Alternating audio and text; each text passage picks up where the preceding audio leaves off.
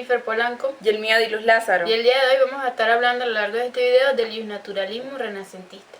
Como bien sabemos, el derecho puede cobrar diferentes acepciones. Por un lado tenemos un sistema jurídico encargado de regir el comportamiento de ciertos individuos, y por el otro lado tenemos un sistema jurídico con un orden más filosófico, una justicia más interna, más natural. En el primer caso hablábamos del derecho positivo y en el segundo caso estamos hablando del derecho natural. El derecho natural consta de características que son propias, como por ejemplo tenemos que no es creado por el nombre por ser anterior a él, como segundo que es intrínseco a la naturaleza humana, y como tercero tenemos que está orientado a una naturaleza pacífica donde persevere la justicia.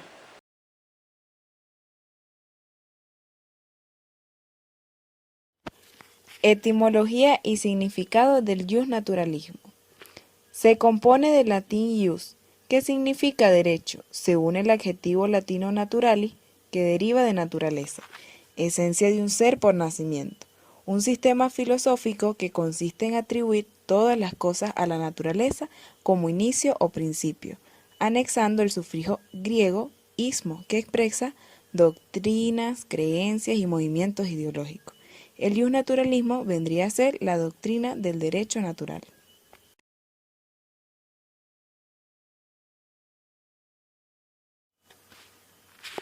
Ahora bien, ¿qué es el justnaturalismo? El justnaturalismo es un término que se compone de diversas teorías jurídicas y de los conceptos de ética y moral. Es una doctrina filosófica que parte como norte de la existencia de una serie de derechos que son propios de la naturaleza humana.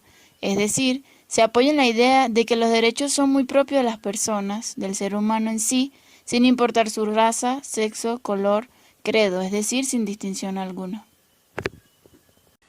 Características del justnaturalismo. Su objetivo es determinar las normas que pueden ser parte del derecho como guía entre la ética y la moral. Busca el bienestar común.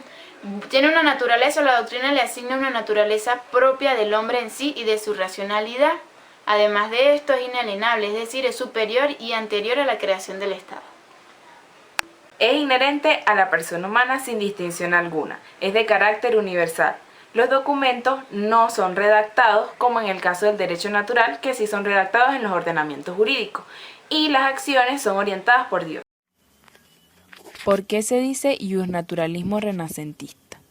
Hay que entender que el Renacimiento fue un movimiento cultural y social que se dio en Europa a partir del siglo XV y se considera la etapa de transición entre la Edad Media y la Edad Moderna. Aunque se debate el inicio exacto del Renacimiento, se suele usar la caída de Constantinopla en 1453 como la fecha de inicio de esta época. Nuevos esquemas sociales y políticos fueron dejando atrás el mundo feudal y la economía agrícola, dándole paso a la economía mercantil y a nuevos ordenamientos en la sociedad. Así, el Renacimiento no fue solo un cambio en la estética artística, sino un cambio en la mentalidad de las personas. Cambio de suma importancia, cabe anotar que el hombre es quien está ahora en el centro de interés, desplazando las creencias teocentristas en las que Dios era el centro de todo. Asimismo, la ciencia adquiere un valor nunca antes visto y gracias a la observación se desarrollan y amplían disciplinas como la astronomía, la medicina, la biología y la botánica. De la misma manera, la observación misma inyecta un optimismo por los avances técnicos y nuevas posibilidades que estos ofrecen para el hombre y su calidad de vida. El pensamiento renacentista produce un ocaso ruptura de la escolástica e instaura el pensamiento racionalista. Por su parte, el justnaturalismo racionalista supone ante todo un cambio de mentalidad. Sus presupuestos básicos aluden a un principio de necesidad.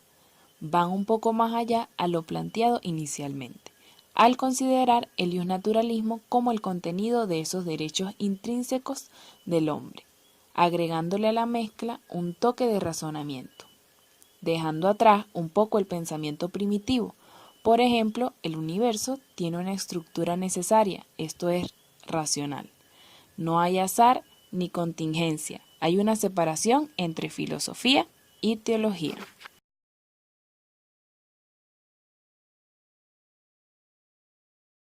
Postulados básicos del derecho natural racionalista. Como primero tenemos la desvinculación del derecho natural respecto a Dios, es decir, ya Dios no es el principio de todo, sino ya se basa en la razón de las personas. Como segundo tenemos la construcción del derecho natural por la razón, que se da mediante operaciones lógicas deductivas. Y tercero tenemos que se conjuga un status naturalis y un status civilis. Como cuarto lugar tenemos que surge una naturaleza empírica del hombre. A partir de Grocio, de los postulados de Grocio, se comienza a estudiar un aspecto más sociológico, es decir, la vida en sociedad del hombre. Y finalmente hay una separación entre derecho y moral. En el naturalismo renacentista, la moral viene a ser un conjunto de situaciones internas del hombre. La escuela racionalista del derecho natural. La escuela racionalista buscaba fijar la existencia de un derecho superior, es decir, un derecho natural, compuesto por un conjunto de valores que actúan como inspiración de sus contenidos y como guía de la actuación y decisiones de los agentes del derecho. Entre sus principales personajes encontramos a Grocio, Pufendorf, Tomasio y Wolff. Grocio es un jurista interesado por la praxis. Equipara el derecho natural con la naturaleza racional. Para él, en última instancia, todavía está Dios. Además del componente racional, está el social, lo que él consideraba la sociabilidad. Pufendorf, el instaurador definitivo del racionalismo en el derecho. A diferencia del anterior, se acerca al voluntarismo. Para Pufendorf, el hombre posee dos condiciones naturales: la imbecilista, donde está la inseguridad, el desamparo, como estado de naturaleza, y la socialista, donde está el status civilis o para él el status adventilius. Tomasio, discípulo del anterior. Entre sus ideas ilustradas encontramos que para él el motor de la unión social es la búsqueda de la felicidad. Aquí Dios no aparece como legislador, sino como creador. Existen tres órdenes reguladores: la ética, los usos sociales y la jurisprudencia, lo cual supone también separación entre moral y derecho. Wolff, más filósofo que los anteriores, es conciliador y racionalista. Él no separa entre moral, que viene a ser la ley preceptiva, y derecho, que es la ley permisiva.